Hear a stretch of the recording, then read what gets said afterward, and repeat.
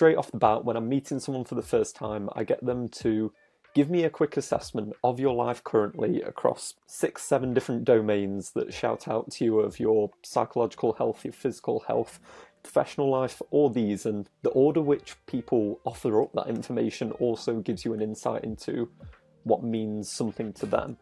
And they'll give me that. And then we get to dive into something a bit more fun, where I ask them, what is the darkest timeline you? So I'm a fan of Community, and they speak to the darkest timeline quite a lot in this. And we all have an idea of that person that breaks us down. We all break in slightly different ways as well, which is super fascinating for me to go through. And I'll offer people up the opportunity to play it like a character, really dive into what is the darkest timeline you? Is it someone that suffers with alcoholism? Do they just get drunk every single weekend? They can never progress. So then they hit a point, they're going to be 35, looking back at all their friends who have now gotten married. They've not gotten anywhere with a job. They have nothing to their name because all they did was drink. That's an avenue that some people might take. It's not how I would fall down because I don't have the same pull to alcohol. I would end up being the simp. We try and create characters for who you would become. So for mine, we have the name of the simp, of where I'd revert back to that nice guy mentality. How do young men like us optimize our lives in a way that lets us achieve success and meaning? Come with me as I interview top performers and delve into key areas of life: habits, finance, psychology, health, relationships, work, creativity, and business. I boil the ocean of men's advice into usable wisdom in this podcast to give you the answers. My name is Blake Bottrell, and this is the Distilled Podcast. My guest today is the British version of me if I had played a little bit more Call of Duty and a little less League of Legends. We connected on Twitter a couple of months back and have since had weekly check-ins that we now affectionately call the Taylor Swift Fan Club meeting. He left his job in finance to coach guys through their early 20s awkwardness after his own personal self-improvement journey. Today, we'll dive into some actionable steps for young guys who are feeling isolated or in a rut. Andrew Wilkinson, welcome to the show. Thank you for having me. The best part of that introduction has to be the name we have dubbed our Taylor Swift fan club meeting on a Sunday night, which I'm happy we are now getting to share with the world. So get ready for 1 hour's worth of love for Taylor Swift. As is the same every week. You mentioned something to me after we hopped off the call last week that I would like to start with, which is like, how the hell do you track 12,000 data points for your life over the course of the year? And how did we never talk about this prior to you mentioning it in a WhatsApp message last week? Yeah, that is slightly crazy. So for anyone who doesn't know my background, I was a financial analyst in a former life. So that basically means I love Excel. So it's like Taylor Swift, and honestly, I think Excel is real close behind for me because I don't know what it is. I think it's the logic-based system to it. I fell in love with it, and that became the bread and butter of how I run my own service. That I design these trackers and I pull together about 25 different metrics of things that I do every day, from when do I go to sleep, when do I wake up, how much exercise do I do, how much content do I consume, honestly, all the way down to have I avoided all pornography, all bad habits. I currently have quite a streak going on some of these, and dating apps. Yes, I've been ensuring I stay very far away from dating apps because one of my core missions is to bring down Tinder. We've talked over the last few weeks for sure about Tinder, but it's sort of a good jumping off point of I wrote a newsletter probably about a month ago. You released a video like 3 days after that. We sort of didn't consult each other, but had the same thing in the works. But the one thing that like struck me from that video that I didn't put in my newsletter was the fact that I guess 85% of the users on dating apps in the UK are guys.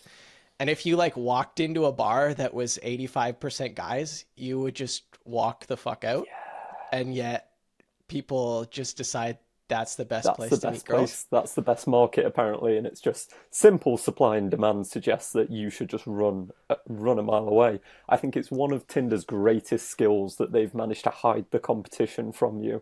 just a stark world out there, and seeing the amount of like all the fake shady shit. Maybe I'll let you get into some of the grossness that is I'm Tinder more than because we could happy riff on to. this for I a bit. But appreciate the platform for me to just rant about, and because I've been doing this from before even my self-improvement days. And let's call a spade here. I think there's just a bit of saltiness to the fact that 17-year-old me did have no success on Tinder. But nevertheless, there is a lot of other reasons why that they do something called seeding, which is surprisingly seedy. What they do, especially with female profiles, because they know men are the biggest draw, are the biggest people on the platform. They will put in fake profiles that will match with you when you've just started on Tinder. And what this is to get you hooked on the platform. You're able to then have a spike of dopamine to feel what it's like. It's like, oh my God, this pretty girl's matched me. She looks great. I'm the man. This is amazing. And these profiles will send a couple of messages back and forth to you of just your general pleasantries, and then they ghost. Then they're done. So all that does is draw it out of a man that need to go after more, because all these algorithms are designed to do is give you enough of a taste of what it could be like to get you to buy Tinder Premium, because that's what they need. I'm just going to keep going down holes here. So one of the main gripes I have with Tinder is it doesn't operate like a lot of other companies do. I use the example in the video of a food truck where if you want to buy a tasty taco, they want to sell you a tasty taco. And it's just like, yeah, great, everybody's happy.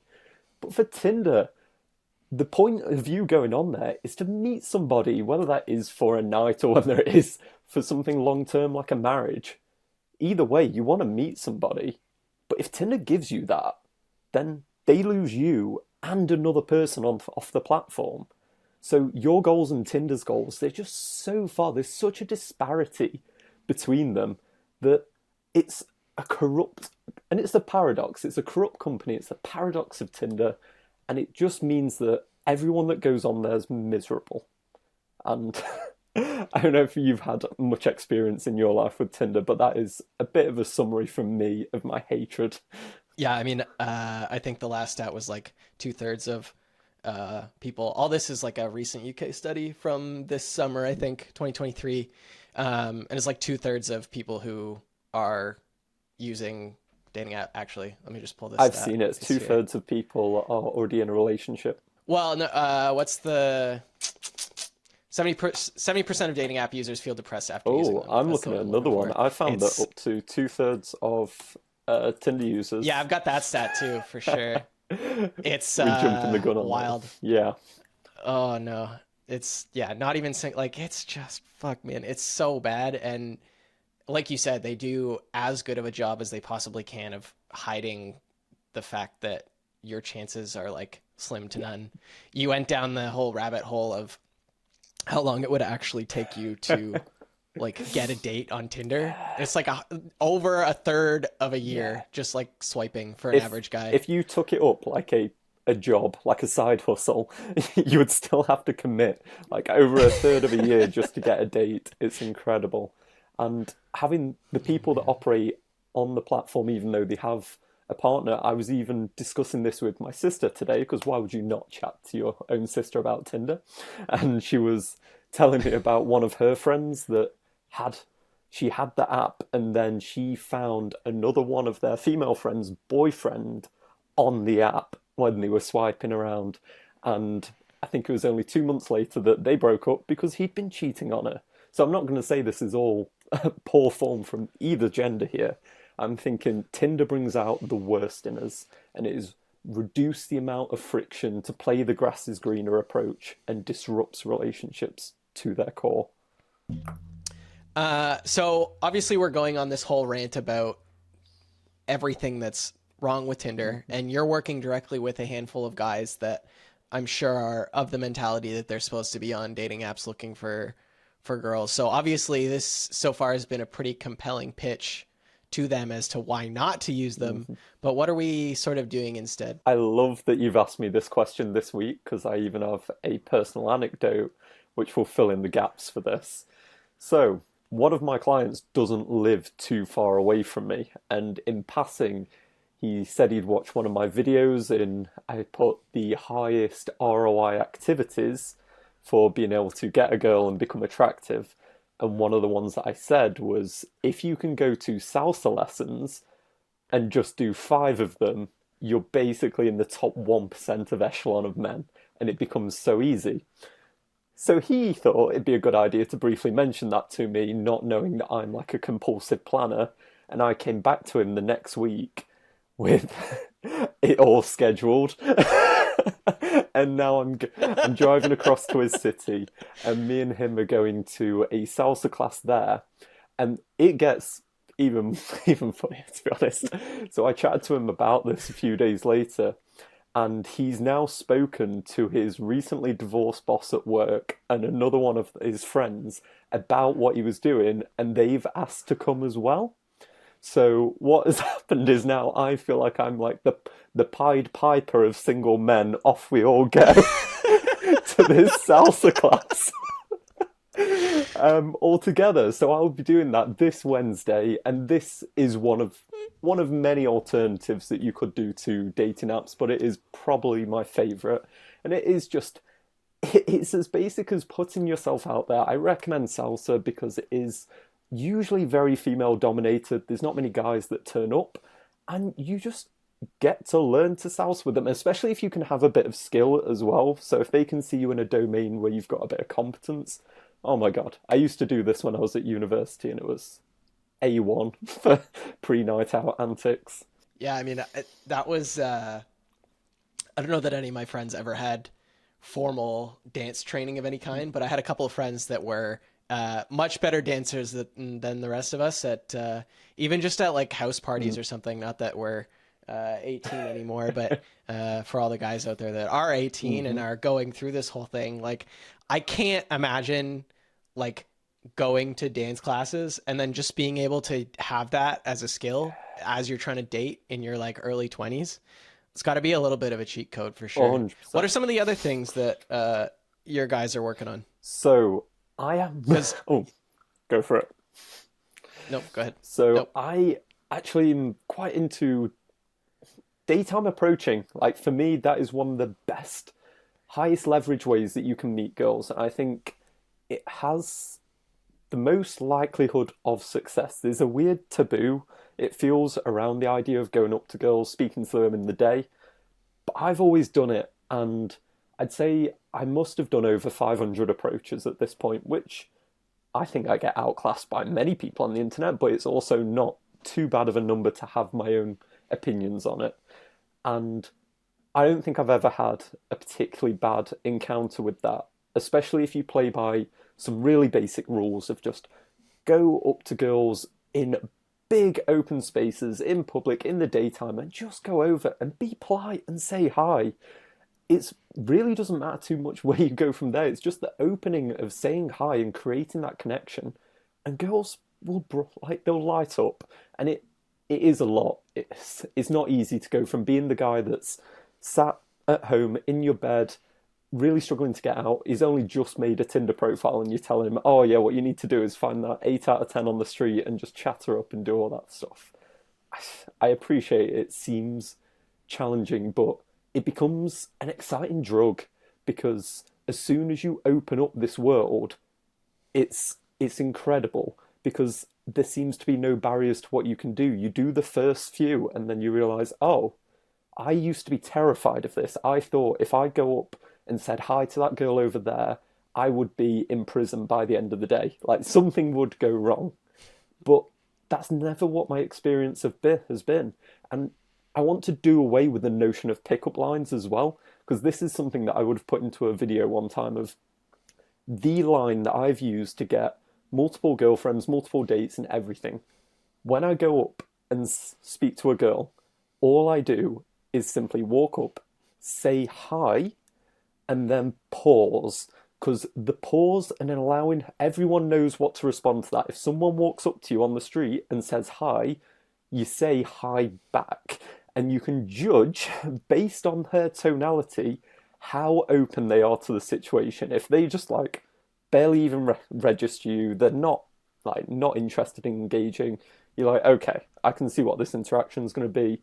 I don't need to proceed too much more with this. But if they seem sort of interested, a bit hesitant, you can proceed from there and just ask an interesting question. But the pause is important, because the last thing someone needs when you're coming up to them on the street is if I just walked over to you on the street and I'm like, hi, it's great to meet you. Oh, I love your back. I love all this stuff. And it's just like, oh my God, right. Wall up. Who is this fucking nut? Why is he complimenting my shoes? What is he doing? All you need to do is go up and say 2 letters, and then they have the opportunity to step into the conversation with you, and it becomes something you're building together, as opposed to a salesman-esque assault. So this is something that I work with guys on as well. I'd never really considered the tonality of the hello as the entry point to the conversation. That's really fast. I paid too much attention to pickup artist culture in the early 2010s when I was very much not the person that I am today. Anyways, that's a totally foreign concept to me, but makes absolutely perfect sense on the face of it. I don't understand why that's never something that's come up before. I'm really unsure, because it's the same one that I've used, whether I'm in bars, whether I'm in public, whatever it is. It's that invitation, and one that everyone knows how to respond to, because you're doing something so out of the ordinary. If you do an act out of the ordinary, then you say something out of the ordinary, 90% of girls are just going to be so weirded out by it. So you need to keep it simple. So me and my business partner, we have an acronym for how we try and act in the world, and it's KISS. Keep it stupid simple. And by and large, it works quite well. We're trying to come up with some other one that we can tag that onto. I don't know if you've got an acronym for ASS, but like KISS ASS seems something that'll be easy to remember. Fair enough. I don't have anything, but when I come up with it, I'll let you know. Send me a tweet. Yeah, I guess probably I will. The framing of it being an invitation to the conversation versus the sort of pickup artist mentality of like me, and you're just trying to like convince the girl into something, and all that seemed sort of sketchy even while I was trying to just educate myself. The image in your mind you've already built feels sketchy, and it's like if it's in your mind and it's bad, it's never going to come out any better. Yeah, I wish I had found... did you ever read Mark Manson's book Models? I'm pretty sure it's on the shelf behind me. I think it's the red one right here. I never read that book, but something tells me that I probably should have at that point. So you sometimes just get lucky. It's weird. Some guys... It's weird to me. Some guys feel... And, I mean, I was this way too for a while, that, like, just walking up and talking to a girl feels like going to war. And I say this because I, for whatever reason, remember this song by Owl City, and it's called Be Brave, and it's a 5.5 minute long song about just trying to get this girl's phone number and like talking to her in a coffee shop. And the song is called Be Brave. 80 years ago, 18-year-olds were going to die across the channel from you, and now we're talking about can you speak to just walk up to a girl and ask for her number. Yep. And I would still hazard a guess, so I'm going out on a limb here. I think if we plucked one of those people off the beach, I wonder if they would still be scared to speak to the girl, because it's a bold claim, and I'm British, so maybe I can get away with making it. But I've seen it a lot of times where there was these sort of professional pickup artists, they speak because, well, they're more expensive, so they get more high-end clients, where they would have guys that were professional, like jet fighter pilot people that went off to war, that still had this trepidation around that girl over there that, oh my God, no, I can't speak to her. What if she rejects me? What if everyone sees? What if just starts running and playing? It's wild. And then the sort of consequence of this is that, or I guess whether it's a cause or a consequence is sort of up for debate, but then you walk into sort of the nice guy trap of just letting people walk all over you, and you end up in this like sort of limbo situation that you never really wanted to be in. And thankfully, I wandered my way in and out of that, but I know a lot of other people who wandered in and never wandered out, and it's it's a tough one.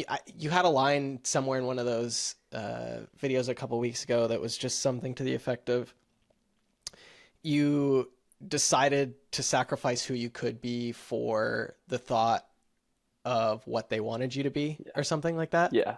And I just heard that line and I was like, okay, that one hurts. Yeah.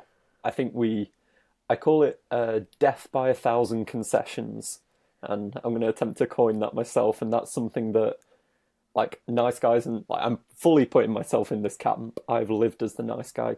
And it's the concession upon concession of who you are as a person. And it's not even to sort of who you think you should be. It's who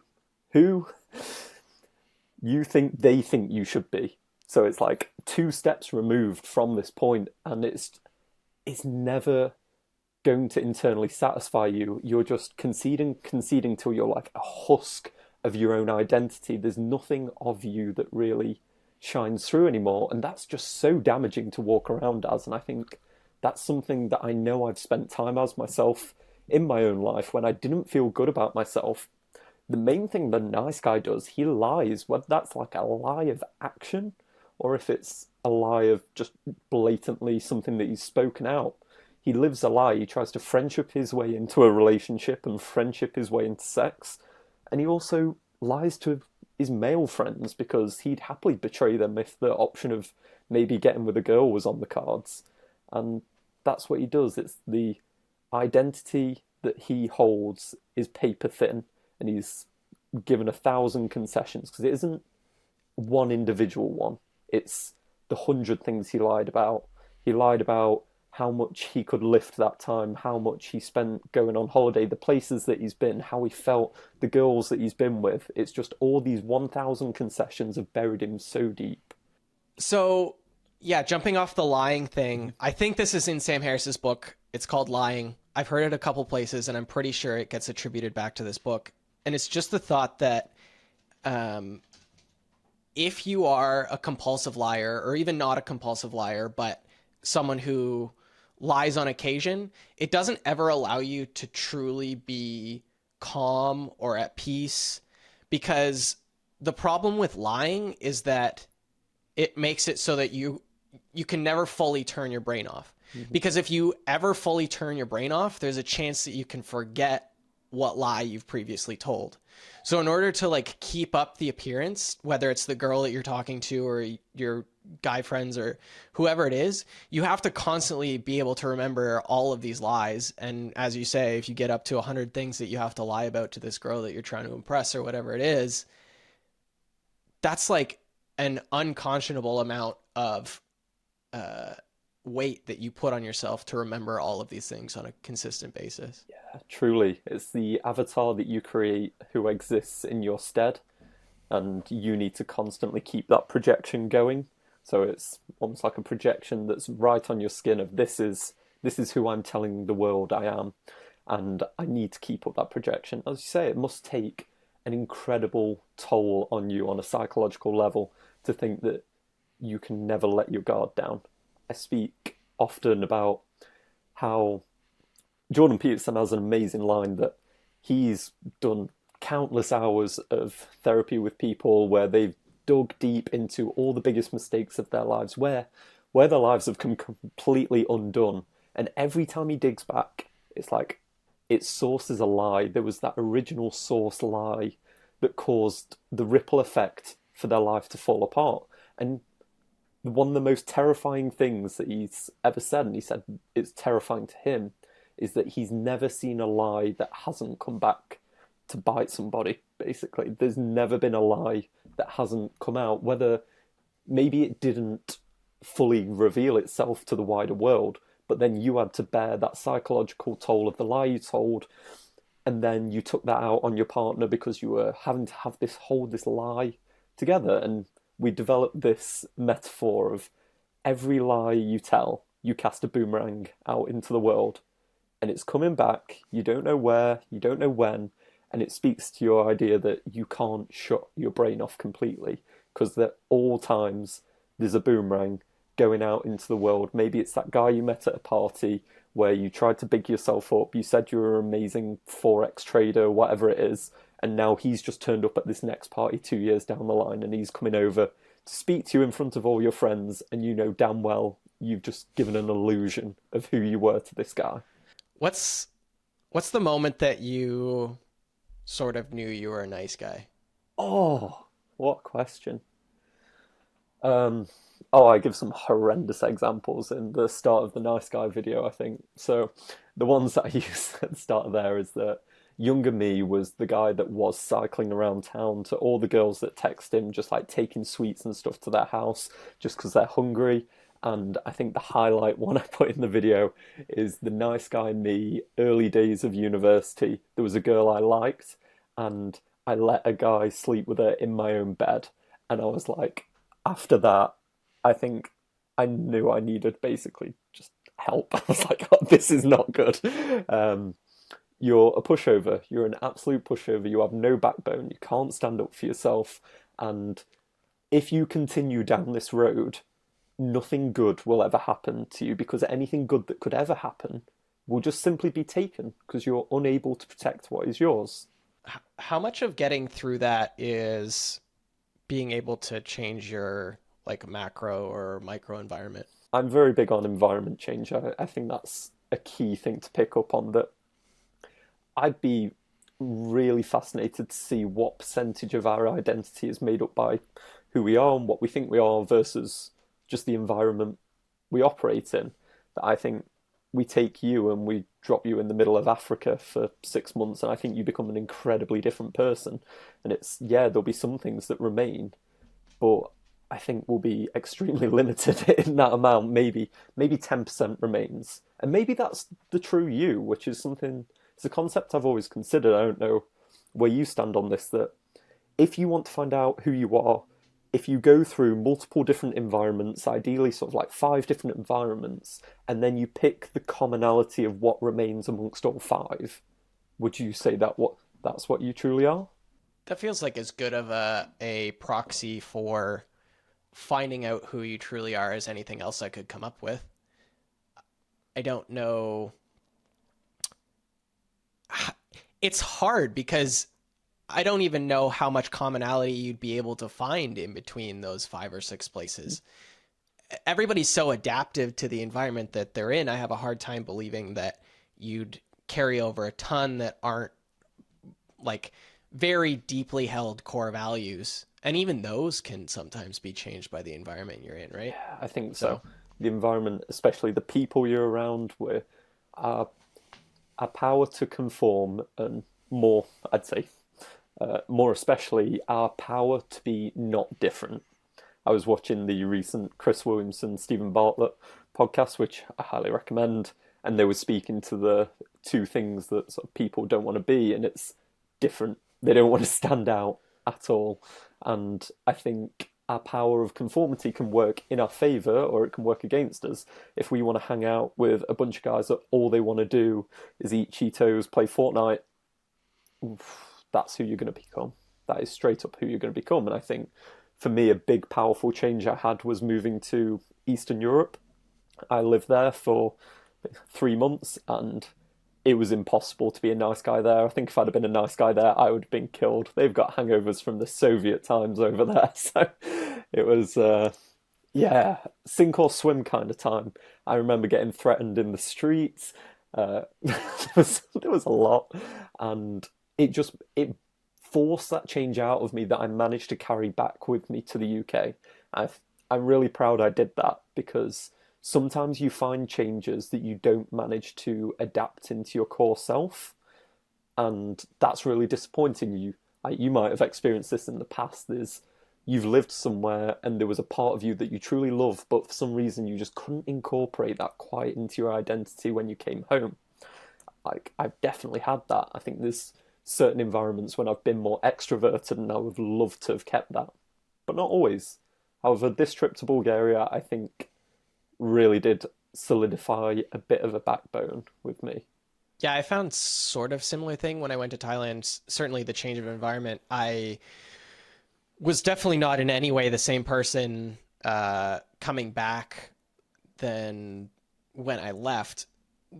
I relate to the idea of not being able to necessarily adapt some of those things into the identity. It's weird. I feel like the trip to Thailand did more to change sort of my macro worldview than it did necessarily to change some of my internal identity things that I was struggling with.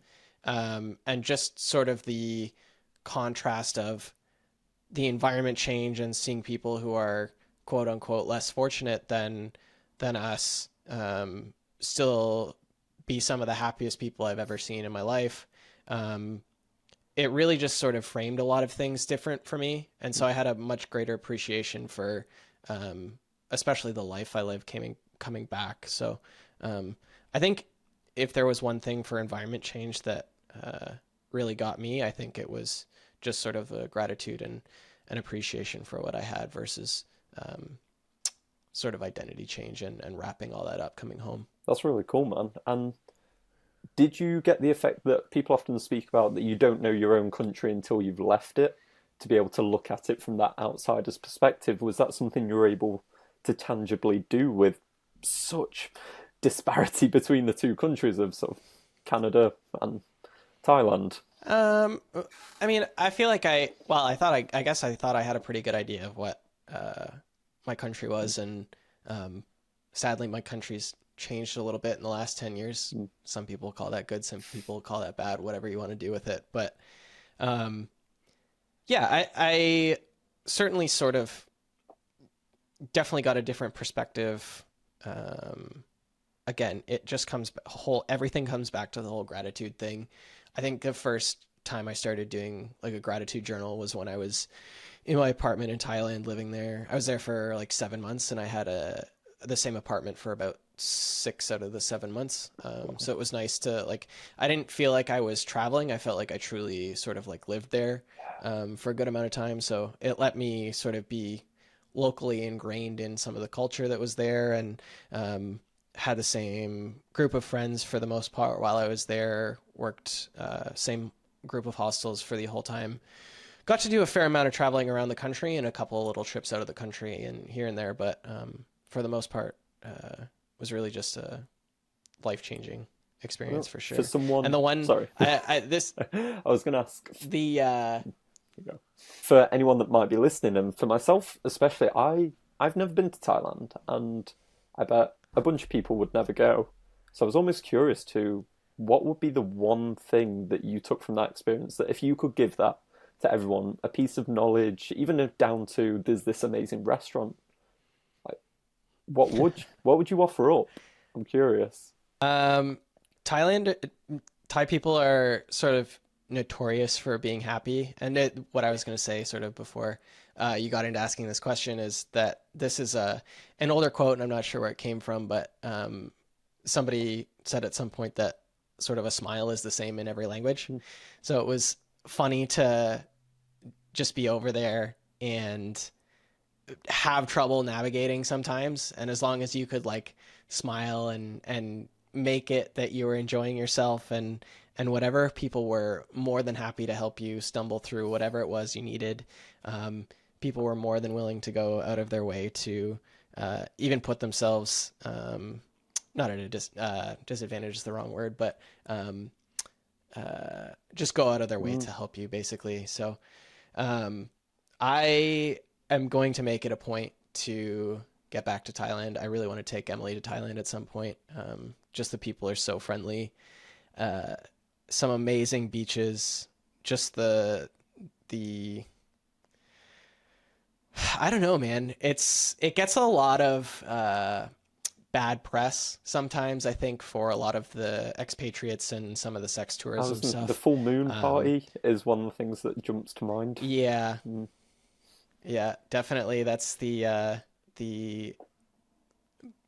there's an island called Koh Phangan that's sort of in the Gulf of Thailand, and once a month they have what they call the full moon party, and it's on this beach in Thailand, and it's all night long, and it's exactly what you expect it to be, and it's everybody from all the 18-year-old spring break kids that you would expect all the way up to the 60 something expats that live there, and the entire beach is lined with bars, and it was certainly an experience. I went a couple of times while I was there.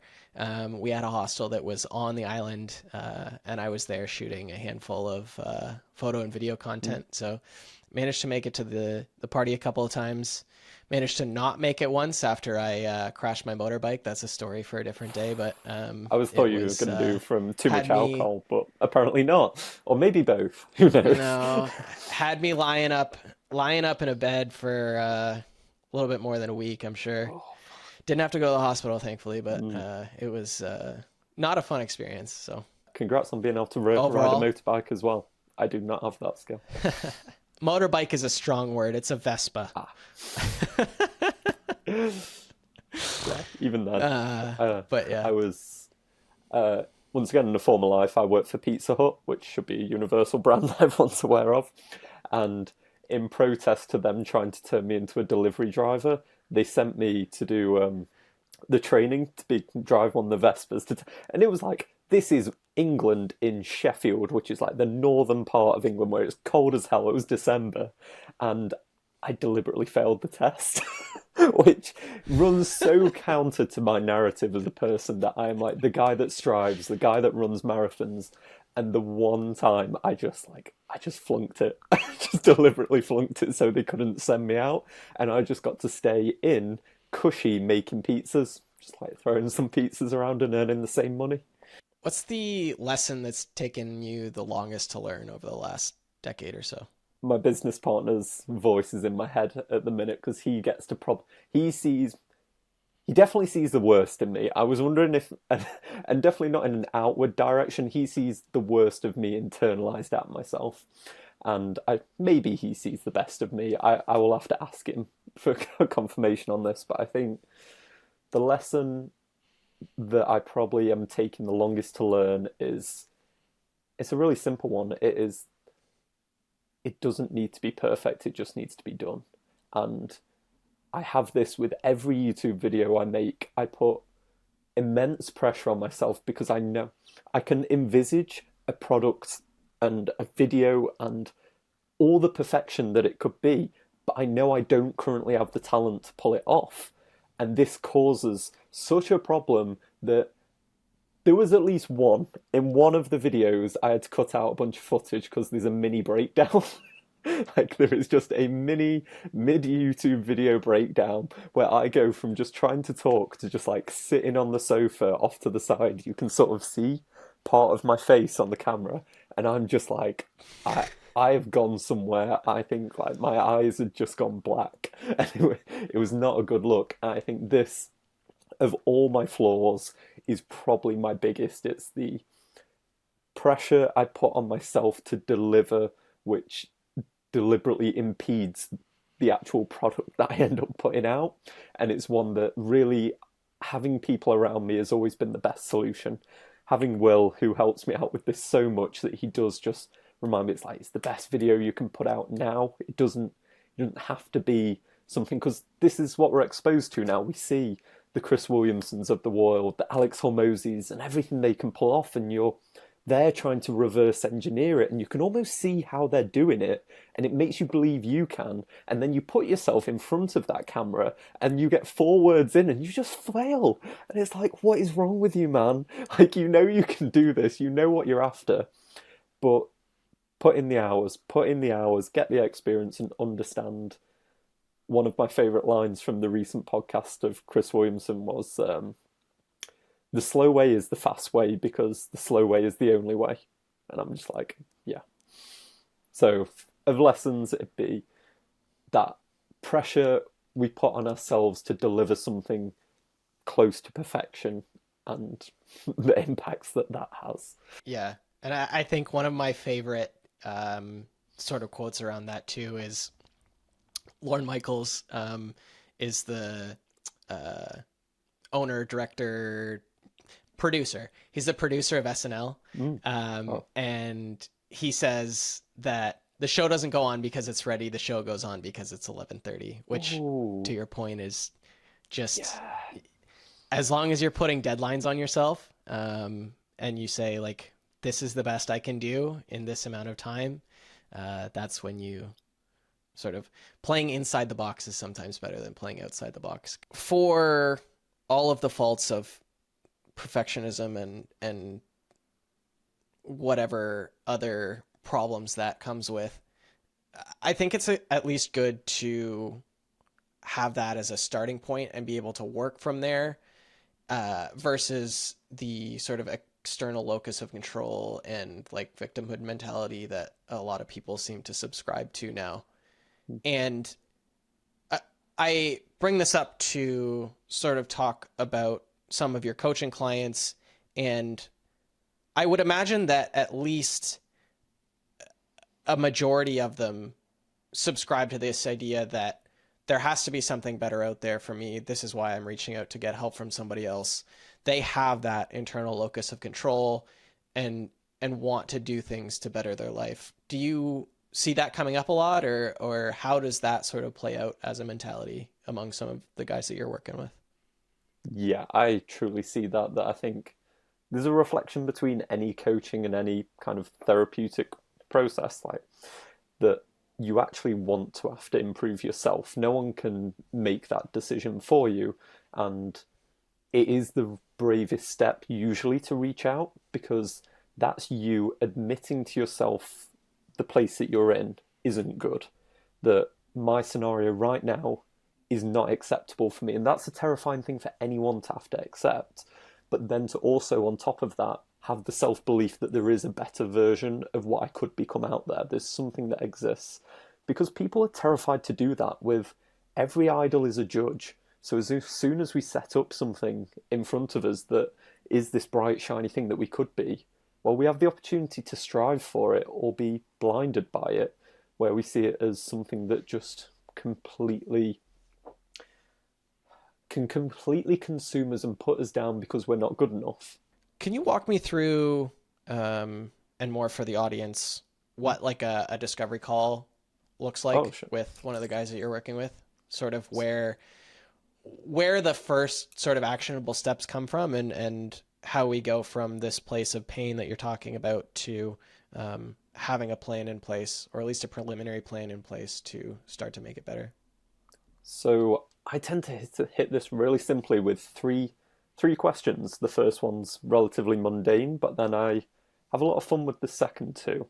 So straight off the bat, when I'm meeting someone for the first time, I get them to give me a quick assessment of your life currently across 6, 7 different domains that shout out to you of your psychological health, your physical health, professional life, all these. And the order which people offer up that information also gives you an insight into what means something to them. And they'll give me that. And then we get to dive into something a bit more fun, where I ask them, what is the darkest timeline you? So I'm a fan of Community, and they speak to the darkest timeline quite a lot in this. And we all have an idea of that person that breaks us down. We all break in slightly different ways as well, which is super fascinating for me to go through. And I'll offer people up the opportunity to play it like a character, really dive into what is the darkest timeline you? Is it someone that suffers with alcoholism? Do they just get drunk every single weekend? They can never progress. So then they hit a point, they're going to be 35, looking back at all their friends who have now gotten married. They've not gotten anywhere with a job. They have nothing to their name because all they did was drink. That's an avenue that some people might take. It's not how I would fall down, because I don't have the same pull to alcohol. I would end up being the simp. We try and create characters for who you would become. So for mine, we have the name of the simp, of where I'd revert back to that nice guy mentality and just be sort of like stuck living in my hometown, having friends that don't respect me, no girlfriend or a girlfriend that doesn't respect me, and getting walked over in life. And some people, it's the waste man, which is spend all day watching content, all this kind of stuff of just like, what is the darkest time on you? And that's like, cool, okay. let's look at the darkest timeline you, all his habits, all his behaviours. That's what we need to avoid, because it's all well and good having the bright, shiny thing in front of you of who you want to be, but that ain't going to be what gets you out of bed. Like those cold Tuesday nights when like you just decided that you were going to go for a run, that you were going to break the habit, you were going to go for a run or even a cold shower. It's like, it's all well and good being the person that wants a six pack, but motivation often comes from not wanting to be the darkest timeline you. So we take that and then we play the reverse game. What's the brightest timeline? What is the most idealized future that you could potentially offer for yourself? What is your dream physique? What is your dream status in friendships? Would you like more friends? What would be professional? And then from these three positions, we've got, okay, so we know where you are now, where you don't want to go, and where you want to go to. And I start to build out a tracker based on the habits that you have already listed of the things we want to avoid. Okay, cool. So you've got quite a bit of a pornography addiction, right? We're going to start simply tracking how often are you using it, when is it worst, what is driving this, and awareness of it always tends to start clearing it up. Because it's not that fun having to come and talk to someone every single week about how you've watched porn 6 times. So it really helps with the process. And then simultaneously, we're starting to work on, well, what would you like? What would you like to have in your life? Maybe you would like some more friends, which was a way more frequent request for what people wanted in their life than I expected when I started this. And I built out this social tracker of allowing people to make what I call a social gambit. And to me, that is any time that you reach out in any way, shape, or form to try and build a connection. Maybe it's texting someone that you haven't spoke to for 2 years to be like, hey, how's it going? Maybe it's when you go to the gym, you say hi to that guy that's doing the press next to you and ask if he needs any help. How many social gambits are you doing? How many opportunities you open up to create this? And your actions are what change your world. So my process for me is I get people in, we determine the identity he wants to embody, we break down what the habits are of that identity, and then we start to track him a bit against that. And that's where all the tracking metrics come in. And it's one I do myself. It's like I've done my own program for a year and a half, and it's turned me into the closest I'd say to my like optimal version of myself. I'm off the back of 100 days no alcohol after being a fairly party boy prior to that. And it it's a simplistic system of just understanding who you are, because the most important question to me, it isn't what do you want, it's who do you want to be. I think what you want is too open-ended as a question. It's too confusing. But if I ask you who do you want to be, you can give me a feel for that. You already intrinsically know a few things about yourself of who you would want to be in this world. Yeah, I'm surprised that you talk about yourself turning into the simp instead of turning into Troy delivering the pizzas to the party that's on fire. Yeah, yeah, That'll be a deep cut for some people, but yeah. I um, don't shout out yeah, to I community. mean, I think I think the more friends is a big one for people, and you and I both know the whole story of this sort of male friendship recession that's happening right now, and it's starting to get a little scary. So, um, just I'm glad that you're working with guys who understand that and are working towards that, and it's it's exciting to see that people have recognized that in themselves and are starting to take some steps towards that. Yeah, and I think any step is good. Even yourself, you have a Discord group where you can just bring guys together. And for me, if I had a client that was talking about needing to reach out, I'd be like, look for Discord groups. I appreciate the online connection is not perfect, and there does need to be a semblance of something in real life. If like they live nearby, fair enough in certain situations like ourselves, a podcast works for us. But if you're only able to speak to people online, it's going to really limit your ability to feel that sense of connection, because the video I released recently, it breaks down what I believe is the core fundamental component of male friendship, and that is shared experience. And that is the ability to have you and another man shoulder to shoulder experiencing something, because we bond shoulder to shoulder. We don't bond face to face. We need to be accomplishing something together. And it is possible to do that online, but it's so much more powerful and effective in person. Yeah, and that is definitely played out sort of in my own life. To your point of online, whatever, some of my best friends for the majority of my life were the people that I was able to like sit online after school with and play video games, or even once I got into sort of the esports writing world, it was all the people that were the people that I was playing games with on a regular basis or talking to in a Discord group or a Skype call or whatever it was at that point. Like going through all of that and like having those other people, other guys to do things with.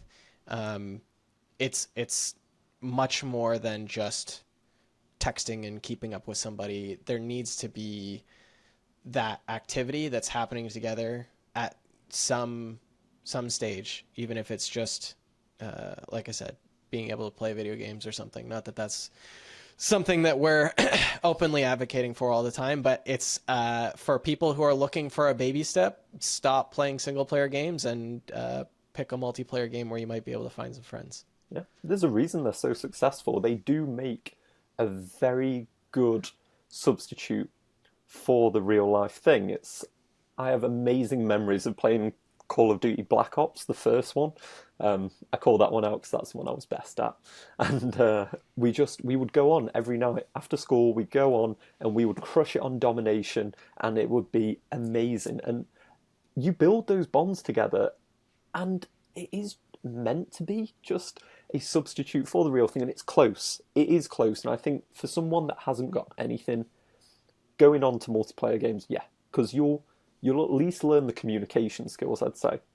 That you'll understand how to communicate as part of a team. There'll be some non-verbal communication you're going to miss out on, but at least that ability to talk to people about objectives and do things, and then understand that's how you construct a friendship. Because I watch some of the friends, especially from the world of finance that I used to be in, where their friendship groups are dwindling, and it's because their idea of doing things is maybe it's going to the pub and drinking, but not a lot else. There's no external tribal aspect to it. It isn't to go to the gym. I love going to the gym with people. I think that's just the easiest way to make friends. But it doesn't have to be the gym. It can be going... People like hiking. I don't like hiking that much because it's a bit slow for me, but people like hiking. You get the sense of accomplishment. You've got up the hill. You can feel good. You can come back and it's like, yeah, winner. It doesn't work to be able to, as you say, send a couple of texts. Liking Sam's photo on Instagram doesn't do the job. And I can't hammer home this point enough, that it is not enough just to have that sort of like back and forth thing. Because it's me and you could have been like that if we'd have just sent some tweets back and forth with each other, and then it'd been just like, that's all it is. But instead, you reached out, and now we try and build stuff together. We have big conversations where we're actually having something of a shared experience and trying to build towards something greater. What was the advice you needed when you were trying to get out of the first stages of your sort of self-improvement transformational journey that you didn't necessarily get but know now? Once again, if I could give one message back to myself, I've got two, so I might cheat your question and go with two. One is not going to happen overnight.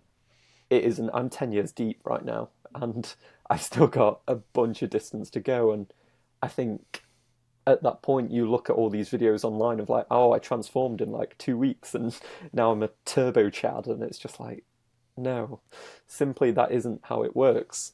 And the other one, what would I give to myself that I think you really needed would have been to understand on focus on internal. That when I initially set out, it was from very much that kind of, I'm going to transform my physique, I'm going to look different so everyone's going to treat me better. And it's like, if I just look this way, I'm going to feel so much better. And the issue is, it's in part, there's a little bit of truth. You do get treated a bit better once you've physically transformed. But If you only focus on that, a judgment day is coming. It is coming for your arse because you're going to be going around and getting treated well, and then you're going to get caught out because you've not done any of the internal work. And as you can see, this is someone speaking from experience. I did the transformation, I did the physical one, and then I got the girlfriend, and I got all the things. And then she broke up with me, and I just crumbled because I hadn't done the actual work to be like, oh yeah, I need to actually quite like myself. I need to actually have a foundation here. I need to be a guy that isn't a nice guy, one that tells the truth, one that has solid relationships with friends, and all these things, because we can only keep up the charade for so long. And a reminder to anyone that I know it's tempting to just look on YouTube. I don't feel good about myself. What I'm going to do is I'm going to do the physical transformation. I'm going to get the six pack, and now everything will be all right once I've got the six pack. No. Like, it is good. Don't get me wrong. It's awesome to have a six pack. But if you don't do the work that's necessary on yourself internally, then it's almost all for naught, because then all you've done is set yourself up for a greater height to fall from. I don't know if that resonates with yourself or anyone that you know, but that's personally something that I would have sent back to myself. For sure. You got to do the internal work. This whole podcast is going to sound like we're simping for Chris Williamson, but he's brought up on his podcast a couple of times in the last few weeks that I've been listening. He talks about the whole concept that in the movie, the Rocky montage is 30 seconds, but in real life, it's like 10 years. So yeah, to your point of having to put in the work and the internal work over time to like make yourself better. No one wants to tell you that it sucks, or at least doesn't suck, but is uncomfortable. But that's where the growth comes from. The growth comes from the suck. Yeah, learning to love Nobody suffering. clipped that out of context. The growth comes from the suffering. I will clip that, actually. That's what's going to happen. Oh, man. Yeah, the moment you get a million subs, I'm dropping that. Well, I feel like that's... I don't think we're getting a higher note than that to finish. No, I mean, that seems like as good of a note to end on as any, for sure. But yeah, man, I appreciate you coming on. We'll do this again for sure a couple times in the future. And we have these calls every week, so I'm sure we can riff some of them into other fantastic podcasts and give some people the insights that we've come to discover and pass those along to other people that could be in need of them. So before we hop off here, if anybody wants to find your stuff or your coaching, where can we send them? Go to Honest Improvement on YouTube, where we put out videos. Well, we attempt to put them out once a week, but you will see that we are not amazing at doing that.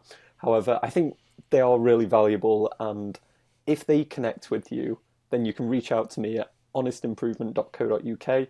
And I've experienced working with a whole range of guys at this point, so there's not anything that you will be coming to me that I'd find unusual, put it that way. So I've loved being on the podcast. This was actually my first official podcast, so thank you for this introduction to the world. Nice. Absolutely, man. Shout out to Taylor Swift to, round this out. Perfect. All right, man. I'll talk to you next week.